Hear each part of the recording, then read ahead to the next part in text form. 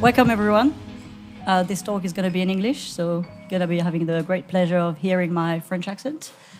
And there's translation at the end of this room if you want, and you can get some headphones with live translation. So I guess no one's standing up, so you're all bilingual.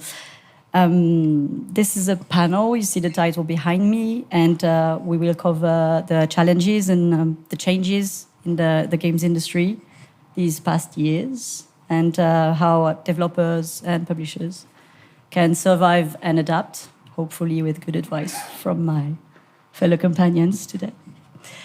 We will discuss the evolving publisher approach, as well as the importance of building strong publisher-studio relationship. We'll keep some time at the end for your questions, so if you have any, please do. But before that, who we are, I'm going to start with me because I'm speaking. I'm Laura Fournier, I'm a senior producer at Nerial, and I will be the moderator today. And if you're interested in what we're doing, we just announced that we're releasing The Crush House on August 9. I'm going to give the... Who wants to go next? I'm Kiva. I'm senior publishing producer at Chucklefish.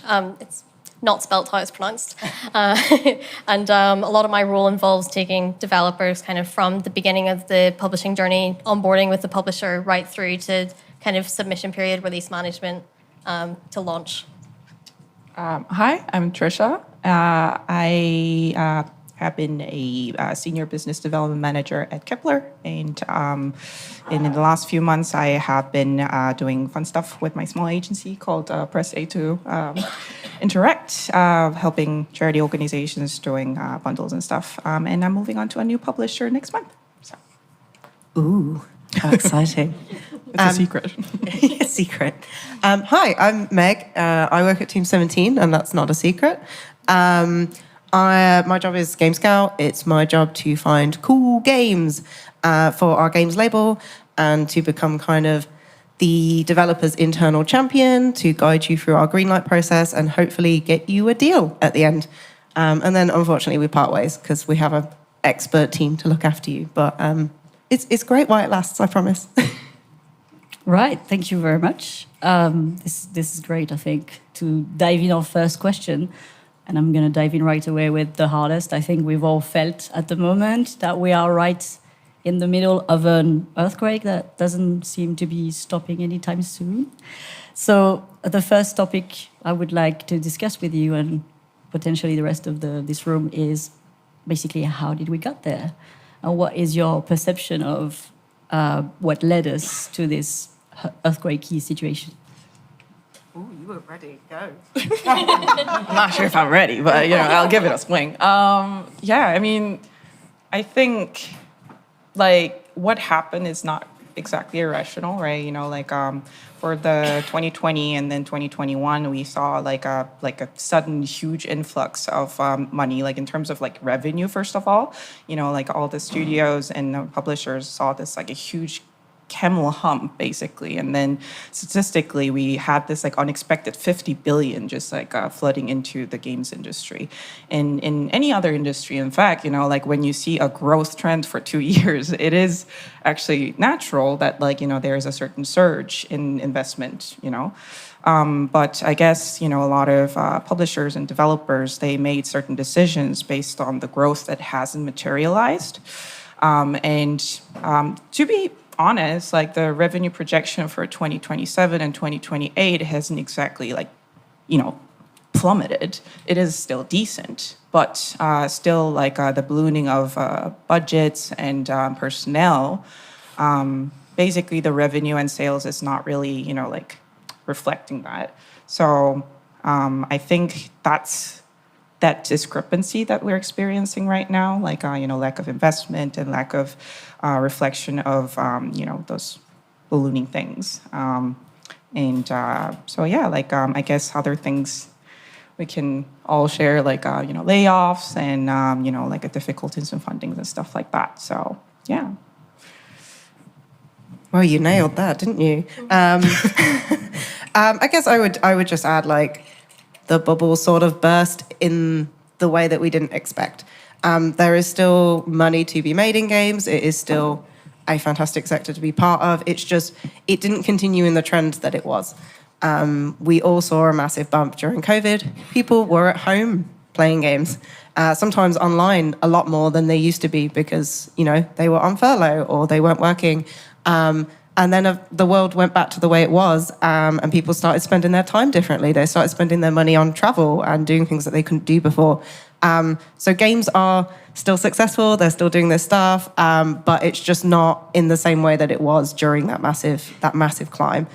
So the industry is kind of readjusting and changing the way that it is addressing its audience. And unfortunately, that has hit certain parts of the industry harder than others. So yeah, it was sort of a perfect storm, unfortunately, and we're in the middle of it. But not to jump ahead to a question later, we are strong and we are cool and we will survive. And please don't despair too much.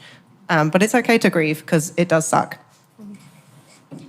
Yeah, like kind of you both said it all, and I think unfortunately, whenever we saw that boom during the pandemic, a lot of stakeholders maybe didn't have the foresight to realize that things would kind of come down again, and people would go outside and maybe not be playing games as much as they were used to, and they grew and grew and grew during the pandemic, and now we're seeing probably a more dramatic kind of number of redundancies that we maybe would have seen otherwise if it had just been like kind of. The industry has been cyclical for so many years that it's just really, really unfortunate that people were almost irresponsible. And we did get a bit cocky as the games industry. I heard terms being thrown around like recession-proof after the financial crash and things like that. So although it is a cycle, but it's a relatively large cycle that some of us might not remember because we've not been in the industry as long as some of our colleagues. But something like this sort of happened a very long time ago.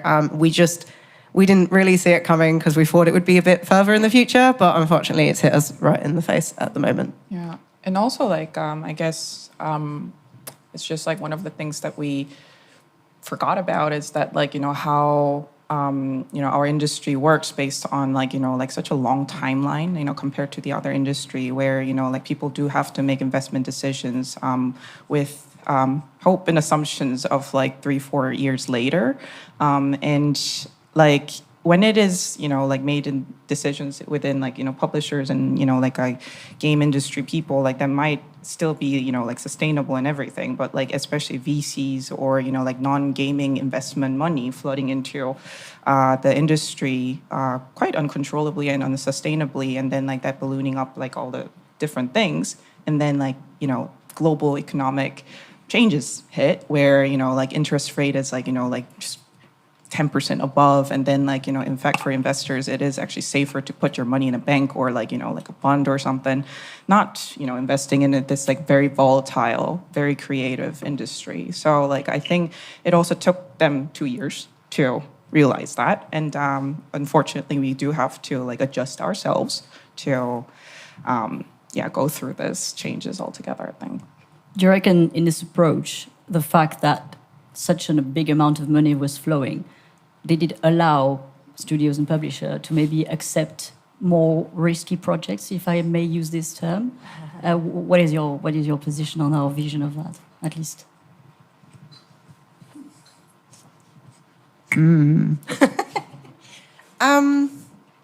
I guess they weren't seen as risky at the time, or maybe the risk wouldn't have been taken.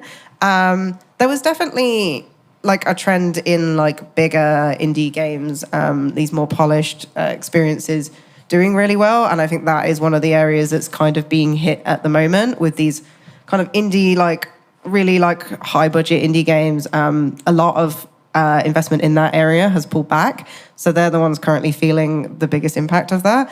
Because I think there were a few bets made in that area that didn't quite pay off. So people's boards and investors and things like that are ooh, maybe safer investments might be smaller, more diverse kind of bets as such. Whether that ends up being true or not, that's why I'm not an investor. I'm a game scout. I go off vibes. But obviously, I've noticed talking to other publishers that a lot of people are doing smaller games at the moment because of the return on some of those bigger risks investments not paying off at the time.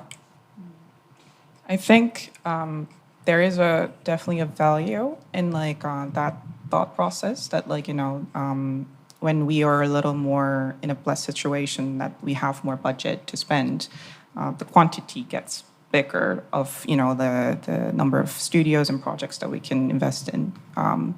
But, and then like there's a lot of creativity and innovation and, risky investments that goes through, right? And particularly for Kepler, like we were positioned in a very specific place where it is like in the edge of like higher budgeted indie to double A. And I think the projects that fits into that profile has gone up over years, like in terms of like budget line. Like what I mean is like, a lot of studios were planning such a project, And I think that's a reflection of like, some of the successes going through and in publishers wanting those kind of projects is reflected in that kind of trend. So, but I think like there is truth to that, but also it is a time of change that we do have to adjust that a bit to like reality so that it's sustainable for everyone. Yeah. During the pandemic, we didn't really change our behavior. We're a pretty small publisher, and we've always done pretty small investments. So we kind of continued as we were, which is I think a bit unusual compared to a lot of different publishers at the time. But yeah, the projects we ended up signing during the pandemic were kind of low funding, and we've actually found on the other side of the pandemic that I think it's a combination of developers now being more realistic with their budgets and maybe wanting to take a bit more risk. But we're starting to see that most of what's out there for publishers to kind of pick right now is riskier, and we're almost like it's really hard to find small projects that are kind of smaller in scope and are a bit like kind of like a lower budget kind of side of things to fund. So we've actually found on the other side of the pandemic that we've maybe taken a bit more risk because that just seems to be a lot of what's out there right now. That's a very nice transition to my next question. Did you want to say something, Maggie? I was going to say, to add to your point, Kiva, I did hear some rumours from developers that there were publishers asking people to push up their budgets for various reasons. And this was about 18 months, 2 years ago. So whether that is a result of that or whether it just happened that they had work for hire stuff cancelled, so they had to ask the publisher for more money when they were going to support themselves a bit, we can't be sure. But that might have come from different places, right? Yes, so my next question, and leading you to that, is what you just said, Kiva. What now, from your point of view, right? Before widening to the studio, and what is your new point of view? Or at least you said that it was a continuity of what happened during pandemic. But can you explain to us a bit more of your approaches? And I know they differ, so who would like to tell us a bit more about that? You're all looking at me, so I guess it's me. So we, as a publisher at the moment, are investing in smaller projects. But I would really like to see it as an opportunity for innovation, doing cool, small, quirkier projects, not trying to strive for, being the next breakthrough AAA project. Be smaller, take risks, do an interesting art direction. The risk has been taken out of the money side of it, so maybe you can take more creative risks. Try different gameplay mechanics, fail fast. Hopefully don't fail at all, but let's be realistic. Fail fast. Definitely the way that we're going about is we're looking at smaller budgets at the moment. But I have seen some really cool and creative projects here, to be honest, seeing pitches all of today and yesterday. I've been really impressed at the diversity of the ideas that are coming forward. So just keep doing that, in my opinion. Just keep making cool stuff because, that's what you guys do best. So don't copy each other, make cool original stuff, and hopefully I believe it will get funded. Go on. Okay. You can go first. Okay. Yeah, like I think we're now in this position where we have some unannounced projects where we feel like we have taken risk, and we wouldn't have taken that risk without fully believing in the commercial viability of those projects. So, but now we're keeping an eye out for smaller things, but we're also very we don't want to miss out on the potential of something great. So we always want to be sent everything. Just send it.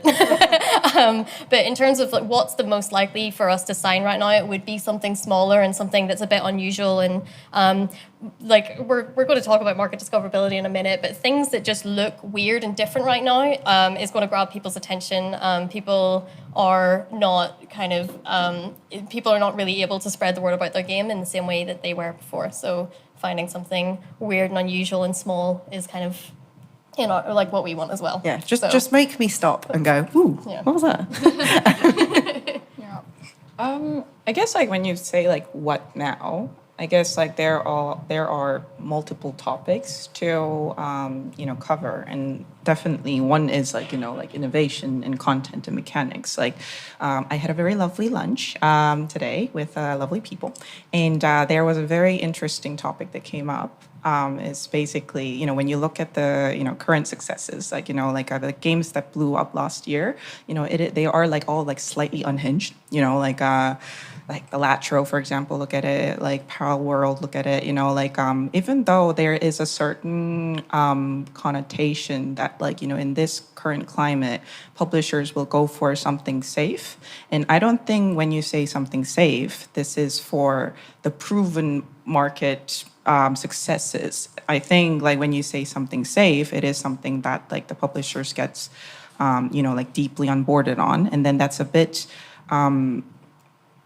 different than this has succeeded already, so we're going to do it again. So, and I think in that context, I think what Kifa and Meg mentioned is so true, that probably what is safe at this climate is not what has already been done, but actually a innovative project that has certain agility in terms of team and budget, but in terms of mechanics and art style, a more distinctiveness is what we are looking for, I think. And I am moving on to another publisher and still absorbing what exactly we're, what we'll be looking for. But on the bottom line, the new team is looking for something that has a deeper quality. For example, in this climate, we're not looking to publish a lot of games, but more a few that we can imagine, really growing this product into a relationship, into a lasting, franchise, and not exactly, is this proven, and then can we make a one hit for sure success? So, yeah, that's what I think. Did we answer the question?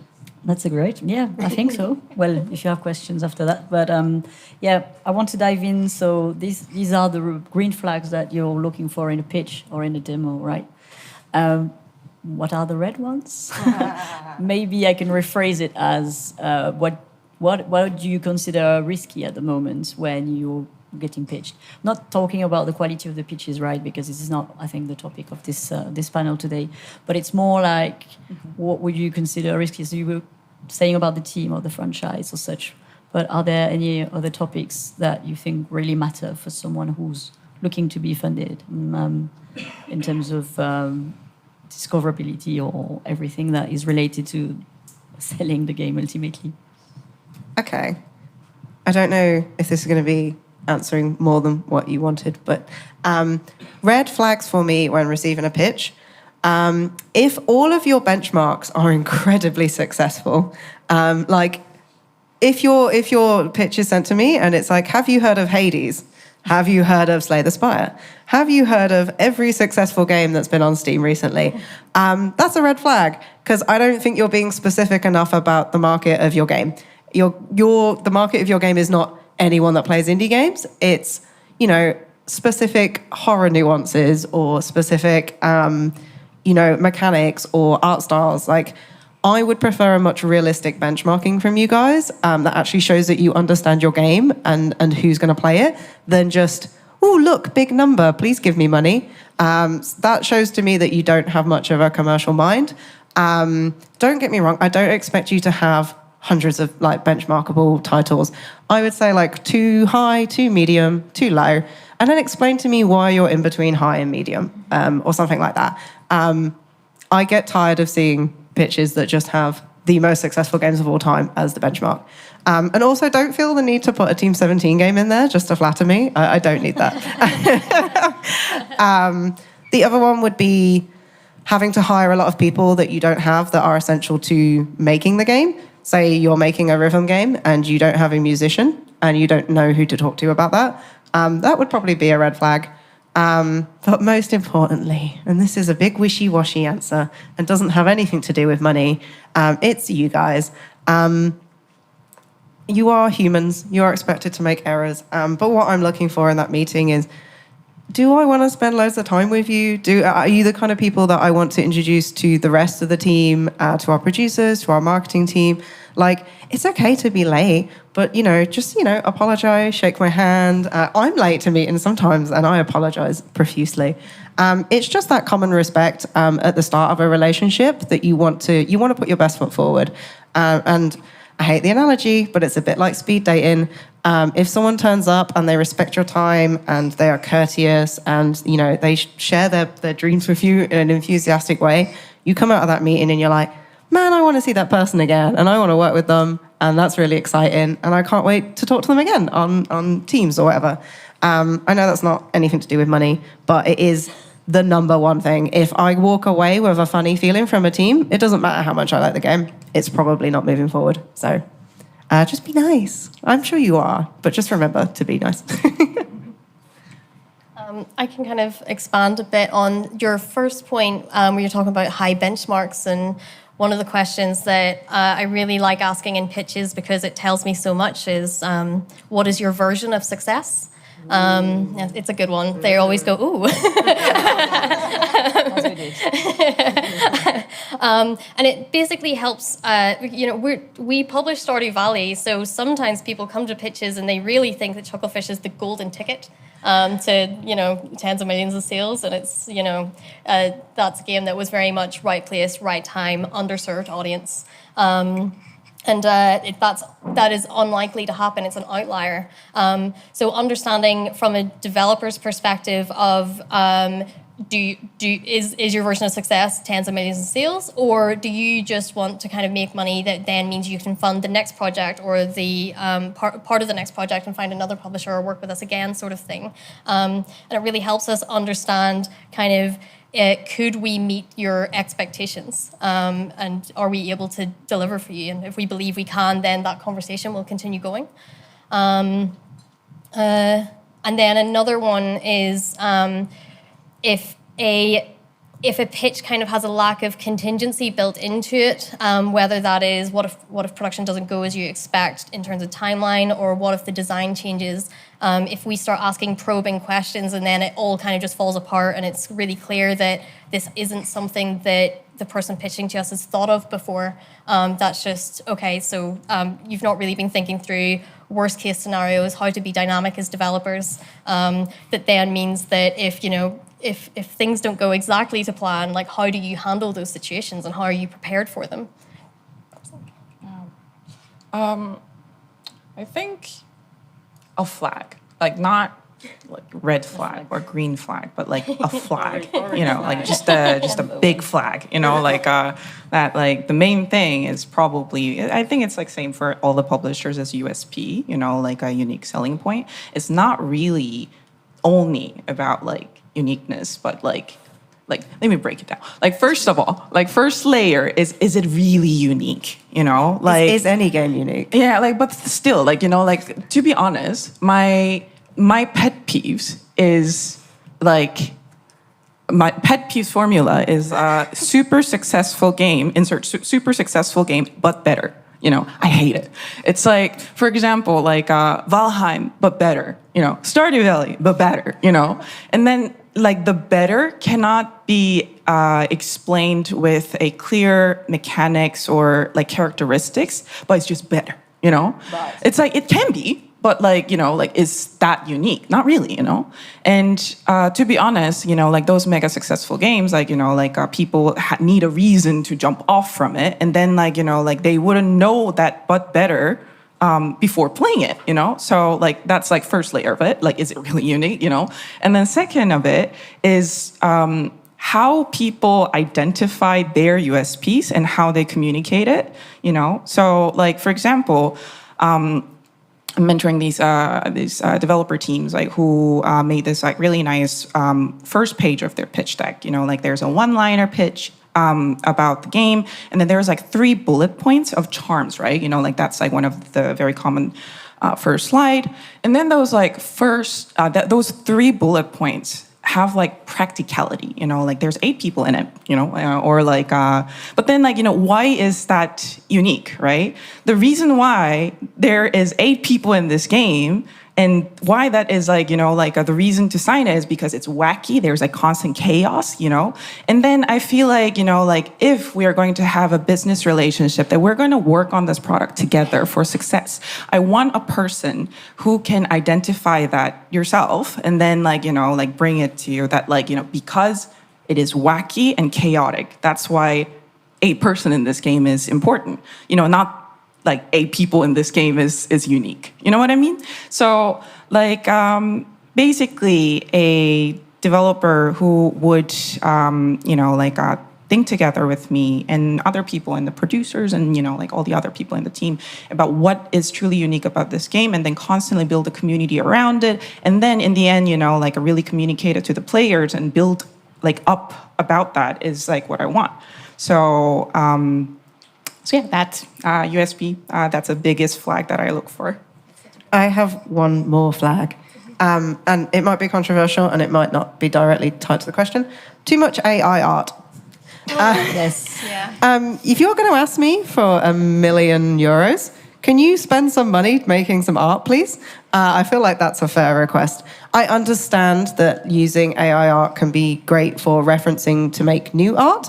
But if I open your pitch deck and there's 6 pieces of art and none of them actually seem coherent or related to each other, that's a big red flag. I don't think you know what you're making and you're not invested enough to make some art for it.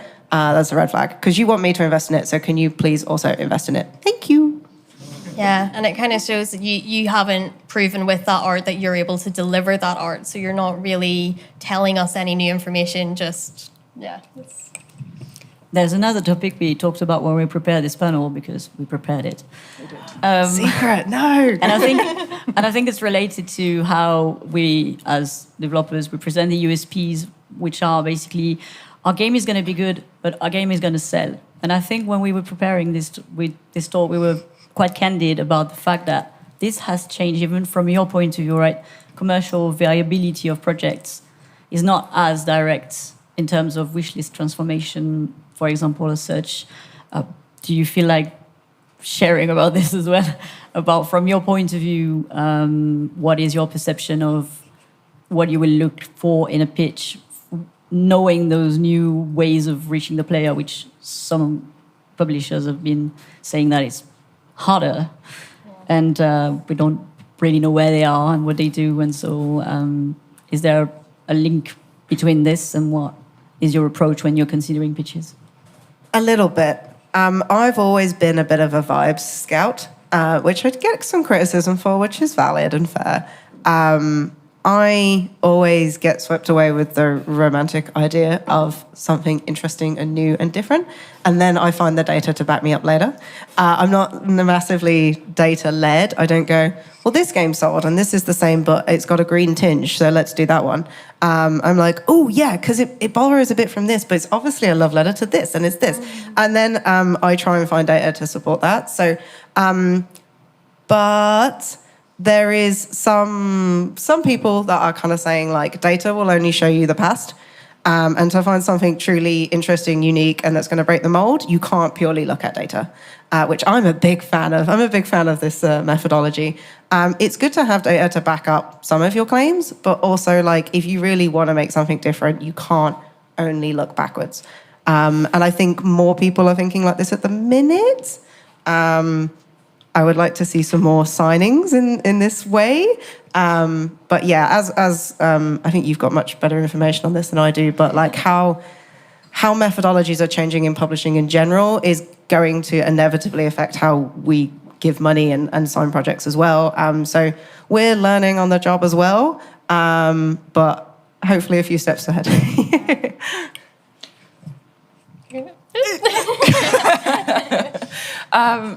So I like the thing is, there are multiple different, like we say publishers, but like there are different ways of funding from the publishers, right? There is full-on publishing, but also like when you think about like Callan Knights, Wings Fund, and like the people who are looking for self-publishing developers, like that's a different and also like if it is equity, like obviously it is a publisher panel, so like wouldn't go deep into that. But what I want to say is when you are proving the commercial viability of the games, I feel like it differs. So when you are pitching to like self-publishing developers, like project financing for self-publishing developers, like you have to pitch that you can execute this, the commercial like success of it. So basically, like publishers will do all the like estimation, prediction, and everything. And what you have to show during the pitch is not the most accurate prediction, but more like the fact that you did homework and you can do homework. So basically, that goes back to the point that Meg made earlier: realistic comparisons and like ways of presenting it, like the things that you're focusing on, like, we did pricing studies, and then like these are the trends in these kind of scopes and games, and then, like we're trying to position ourselves here, those kind of stuff.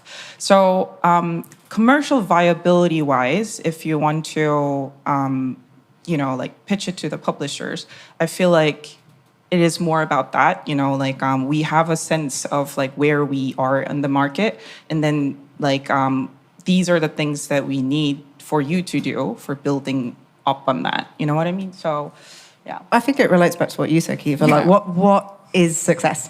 Yeah. And every publisher will have their different version of success. Every different type of funding partner will have their own version of success. At Team 17, we have a super secret recipe for what we're allowed to sign. It's like KFC's kind of secret herbs. No, it's not that secret. But basically, we make predictions of like, we need game to make X return within X amount of time. And if it hits that, then we can take it through to the next stage. Other publishers will have different measurements of what they consider a success. They might have a much longer term plan of like, we need the game to make back its cost within 5 years or less or whatever. So I guess as well as asking yourself what success looks like, you need to ask the funder what their version of success is as well, because they might be a lot more lenient. And then obviously if you have like VC funds and stuff like that, their ultimate goal might be to kind of eventually sell the company. So they might not really care about this game. They might care about the game after and the game after that and things like that. So yeah, just make sure the people that you're partnering with, you have the same intentions, just like a relationship. Yeah, I guess I can go into a little bit of what publishers are kind of seeing right now in terms of like commercial viability and just how difficult discoverability is. So I think we know that in the last, it's been building for the last 4 or 5 years, but we're really seeing it now that social media does not serve marketing in the same way that it did even a couple of years ago. We used to do a lot of our marketing organically through Twitter, and we would reveal a game or post an announcement, and it would get loads of engagement, and we'd see loads of excitement. But now all social media is algorithmic, and the algorithm tends to feed people what they know they are interested in. So if you're posting something new, the algorithm's like, I don't know anyone that's interested in this. I've never seen this before.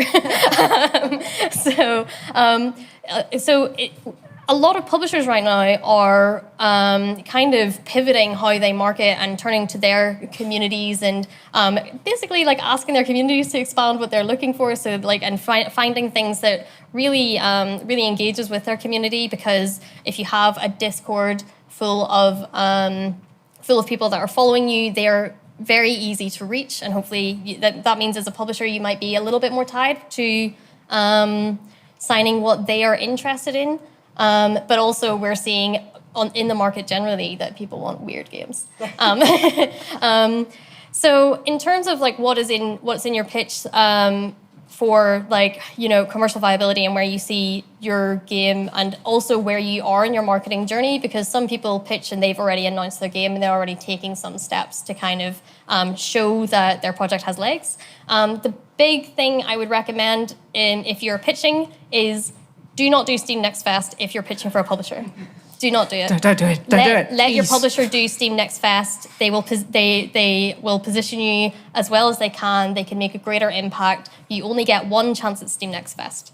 And it's such a huge opportunity because you reach such a huge audience. Like we're seeing that the physical events haven't really picked up in the same way they had pre-pandemic. So physical events don't have the same impact, whereas Steam Next Fest is really where it is now. So if you're kind of thinking about taking steps to show that the publisher, like, people are interested in this and I can prove it. Look how many people wishlisted during X-Fest. But yeah, to mention wish lists and things like that, if you put your game on Steam, you can still do a demo without being in X-Fest. That is a good proof of like, hey, I put a demo out there, people are playing it, people are engaging in discussions and in forums about my game. But wish lists aren't be all or end all. They definitely help, and if you've got loads of wish lists, that's great leverage. But don't be scared of I'm not gonna put it on Steam because like if I don't get 100,000 wish lists, then no publisher will talk to me.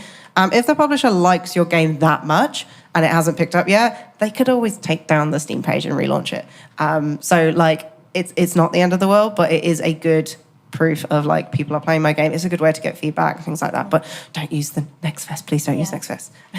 But in terms of discoverability, if you've released your Steam page and say have a demo and you're getting wish lists, Valve are not only using wishlist metrics to position your title in terms of discoverability, they're also using the forums and the community pages to show that level of engagement, to see like how into this are people, and then using those metrics to figure out where to position you to. So we find that we're almost doing most of our marketing on Steam now, where that used to happen on social media. But I guess because these communities are kind of like, they don't know where to find new games anymore, they're just sitting on Steam. The only thing is that people on Steam are just a bit meaner than they will be on your Discord. So it's a bit of a different ballgame, but yeah. Yeah, and obviously like to that effect, if people are engaging, and asking you questions on Steam, like respond, because people lose interest quickly. I mean, who was completely overwhelmed by the summer showcase? I mean, I couldn't cope with the amount of games that I was seeing that were cool. If you aren't engaging with your community, they will probably move on because there's so many cool games out there. So if Steam is using that to place your game and show it to more people, just like do your duty and please respond, even if they're a bit mean. You can do this. I believe in you. Yeah. Just to tie it up, because I feel like I didn't talk for a while. I think, like a lot of people also like ask us, like, should we announce it on, like, should we have a Steam page, like before pitching to publishers or not? I think, like what Meg said, like it's like if we really need it, we will relaunch it. But, like the fact that you have been putting efforts into growing this community matters, first of all. And then like, second of all, like nowadays the Steam algorithm can like kind of overpower all the things that you are doing on social media, like that's how powerful it is. And then like if you have been putting efforts in like, like growing your Steam page and then like, the impact of it, and then like, like if that's like part of your storytelling that like, like we've been putting efforts, we have a foundation, and then like, like these are the, I don't know, external events that we want to target, and then like we need your help in like, getting in touch with these kind of organizers and whatnot, that storytelling is really good. So like that's second. So like, do the Steam page. And third, like it's good to have call to action for all the things that you're going to be doing in the community, like my conclusion, like have a Steam page, and then for commercial viability, build up on your case, storytelling, and then like it's not one answer that applies to everyone, but like it's useful to have that kind of like Steam trajectory, I think. Yeah. Thank you very much. Before moving to studio and publisher relationship, just one last question. It's going to be a tricky one, so feel free to not answer them. Or maybe there's a way for you to answer, because we can't just avoid the money topic at all. I know you don't have a crystal ball of when is the money back, and I don't think anyone in this room knows, but I also know some studios are quite worried because they've been pitching lots of publishers and getting no as an answer and such. Would you care just to share with us what is currently maybe either the typology of projects you're funding, how many maybe, I don't know, whatever you can share, you're allowed to share with us, just orient a bit more the studios here who are struggling a bit and give them hope. Yeah, I think if you're in a position where you have been pitching a project for a while, it could be that the project's it's just not the right time for that project. That's a complete possibility, and it might be better suited to start that project in another year or two when, hopefully it'll be a year or two, we don't know, when funding's kind of returned to where it was, and it might be worth pivoting to consider smaller projects for the time being, which might be really painful to hear if you've worked really hard on a prototype, but we are definitely seeing that the audiences are interested in like small and wacky projects. So it might be worth something that you can turn around in 12 to 18 months, might be really valuable for your team and just a fun exercise. So, yeah. A palate cleanser. Yeah. Yes. To add to that, I had a team I really, really liked that came to me at Gamescom 2 years ago. They had two games. One game and an idea. And this one game, they were pushing it so hard. And I could not sign it. There was just no way, because we had already signed that sort of exact game.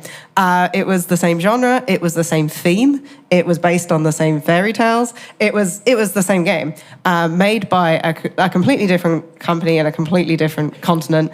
But I couldn't tell him that because I would have been breaking NDA. But they had this other little idea, and I kept trying to slowly encourage them to do the little idea. And the little idea is doing really well on Steam now.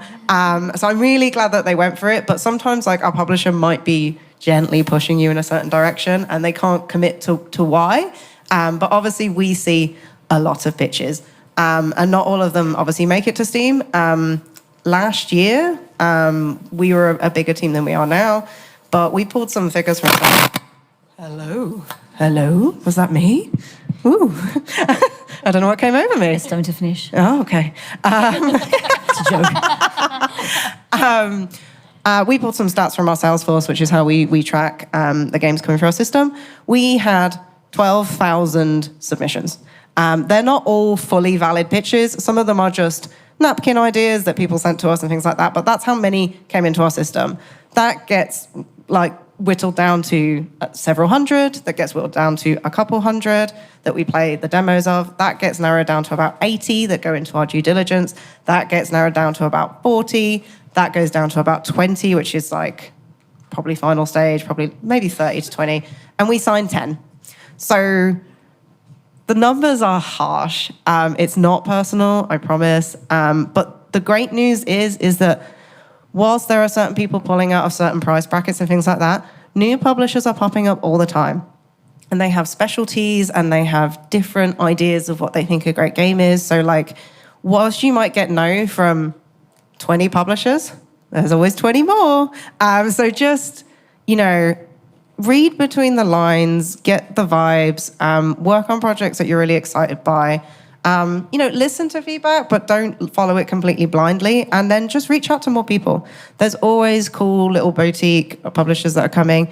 And just because a publisher said no now, in 6 months' time, that game might be exactly what they're looking for, or they might have a change in staff with different, tastes and wants and things like that. So I know this is very vague advice, but just keep going. Just keep going, survive, try to stay positive.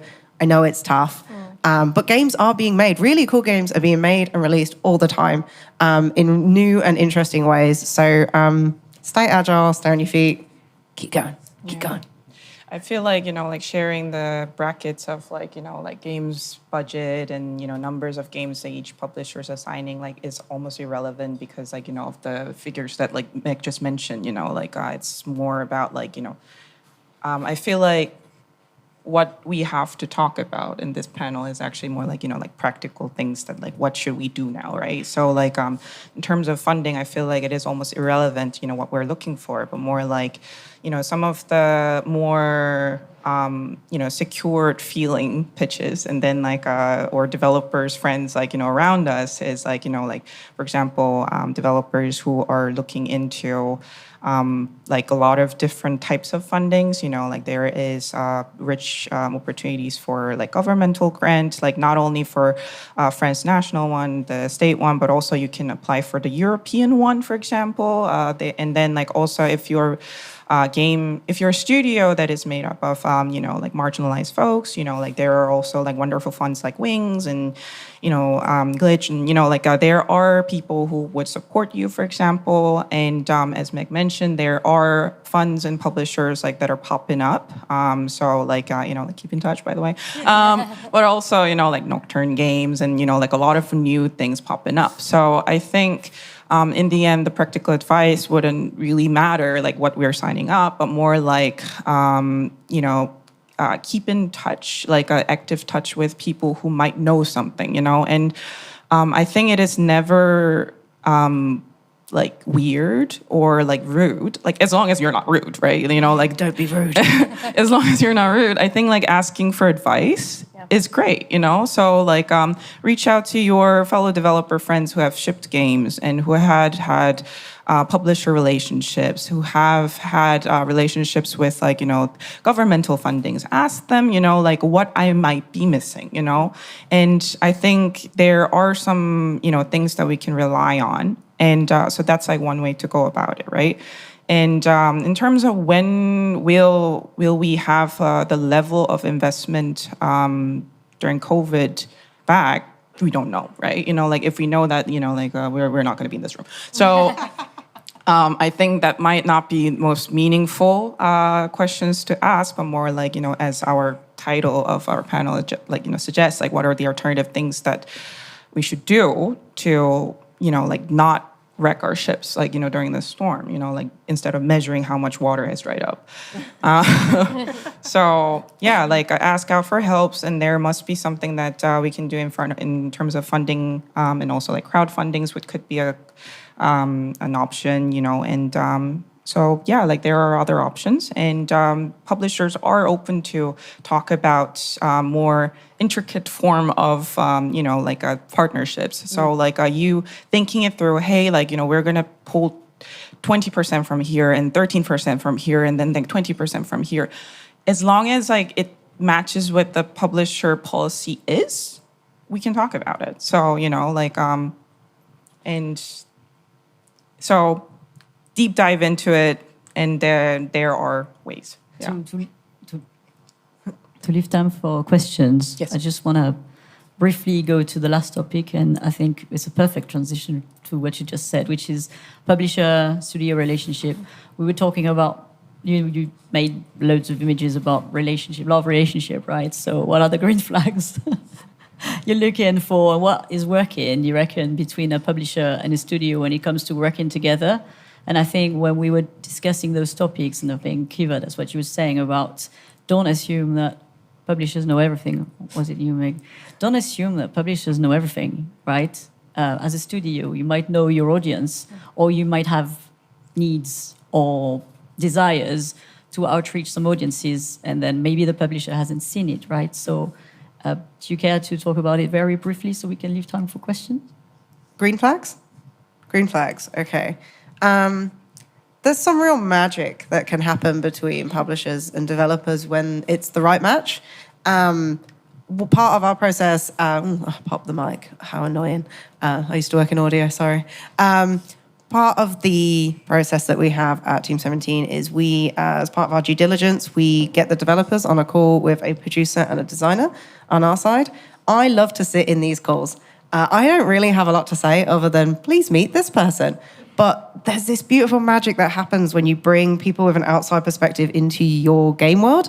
You start to see things that you've never seen before. You start to have ideas and bouncing off each other. And like, that is such a magic moment. And it can happen constantly if you work with the right publisher that gets how you work, that is giving you the right amount of space, but coming in and giving you good critical feedback. Some of these pieces of feedback will completely change your game and change it for the better. So, you know, it's like, be happy being single, but like, you know, when you find the right partner, it all just comes to life.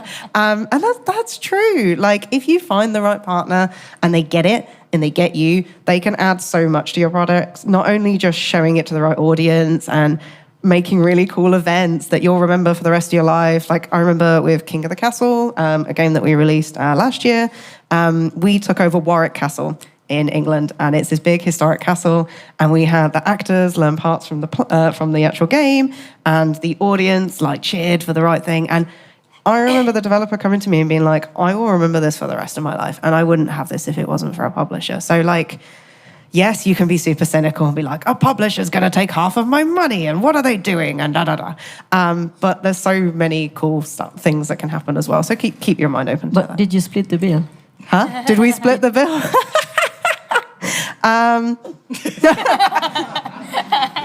Maybe. No, I don't know. But yeah, that, you know, it can, bringing in people that really understand and work in the same way as you do can really make magic happen. So it's definitely a green flag, working with the right publisher. And not all publishers will be the right one. So part of this whole process is you checking out the publisher too, checking out that the vibes are right, checking out that they respect you and they respect your time and that they're communicating clearly and that they don't freak out every time that you ask a question. These are the flags that you would have if you went on a date. These are the flags that you should have when you're checking out a potential partner for the next 10 years or however long your game contract is going to be. So, you know, when they say go to a job interview, you've got to interview the company as well as them interviewing you. It's the same here. Yeah. Can I add a quick few things, actually? Do we have time? 5 minutes, but we won't have questions. Okay. Just 20 seconds. Because I feel like, you know, there are topics that you should talk about, you know, like it's a good time, right? Guys, like, you know, like it is a time of, you know, difficult things happening. So like it is a good time to, you know, go to your publisher for no reasons. And then, you know, like, so what now? You know, like, so check in. And then like there are a few topics that you can talk about, I think, you know, like a lot of publishers are wanting to maximize like whatever they have, right? You know, so I think cross promotion, for example, is becoming a big topic. And actually, there are loopholes to like, you know, feature 2 games instead of 1 in the cross promotion section. So, you know, like, you know, come to me if you want to know. And there's also external events, you know, like that you can like really maximize a 30 days cooldown, you know, sales for games and everything. There are ways. So if you have, for example, friends, developers who you want to, you know, like promote together, you know, or a external, you know, events that you want to be part of and everything.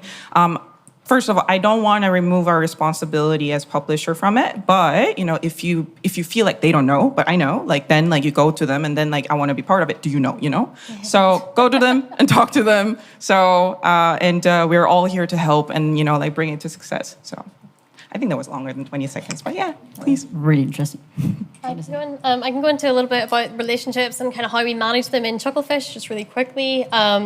Chucklefish is, the publishing part of it is only 5 people. So if any of our kind of relationships are, you know, not going well, or if that happened, everyone would just take it incredibly personally because we work with these developers so closely. And to mitigate things like that happening, because the public breakdown that you sometimes see between a developer and publisher is usually someone's expectations have not been met.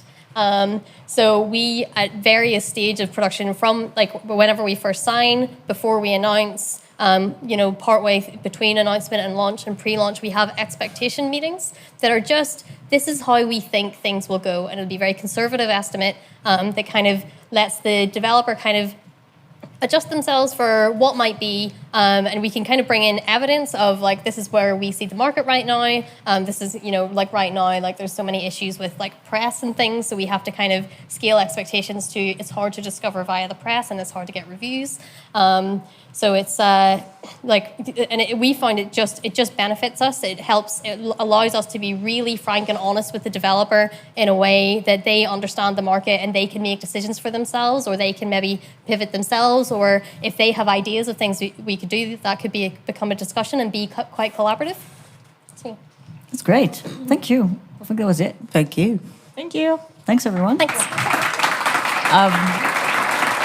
Do we have time for questions? I think there's no one after us, I think, so we're here forever. We're here forever. I didn't sign on for that. Over here. Great panel. Thank you so much. Do you have any advice, or does your strategy change for first-time developers that you work with, or do you work with first-time developers?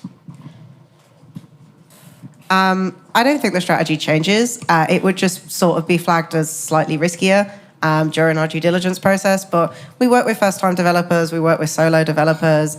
It's just everything's like, when we're breaking down a project, it's risks and then mitigating those risks. And as a partner, it is our responsibility to figure out how to mitigate them together. So yeah, we just make sure that the extra support is there. Luckily, Team 17 is at a size where we can support them, but maybe smaller publishers that don't have as many staff might see it as a little bit more difficult, but I don't want to speak on their behalf. I think basically two things, it's not really about changes of strategies, but as Meg said, first look into what kind of games that usually the publishers are doing, if and also size of the company. So do they have producer who can support you more hands-on? Is that the approach of relationship for them? And then second of all, there are a few things that are worries because the team is a first-time studio. For example, do they know how milestones work, and then will they follow through, those kind of stuff, or did the budget make sense, so there are a few things that publishers will hawk eye on, if you're a first-time studios, and then if you identify those and then really make sure that you got it, then it should be actually taking away a lot of the worries from the publishers. So I think that's two things, your realistic production plans and then budget plans, and make sure that they are good. And then I think there's a lot of worries that is being taken care of. Yeah. We kind of, because we self-publish and we started from this position of helping a bunch of first-time developers publish their games, it's something that we're super open to. But I think something we check during the due diligence process is how teachable are these developers. So a lot of developers enter with loads of assumptions about the industry, or they're quite candid and say they don't know. And it'll be, how easy is it to break down their assumptions to then kind of show them oh, well, this is actually how the process works and how things go, or this is what you should expect. Yeah. Cool. Any more questions? Ooh, hello. Hi. I just wanted to ask, you talked about small games and small budgets. I heard you tell about 12 to 18 months. When you say that with a team of which size, what's the budget you expect in your different... what kind of budget can you fund, and for what returns maybe? At the moment, Team 17 is kind of looking for around 1 million Great British pounds or below. But we have been known to go slightly over that. Talking to other publishers of our size, that seems to ring true.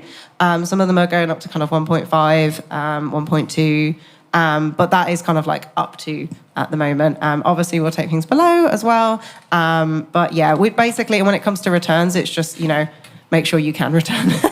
Make sure you can return, and that there's money left over for both the publisher and the developer to be sustainable, make new investments, make new games, and live happily ever after, and make loads of sequels and stuff.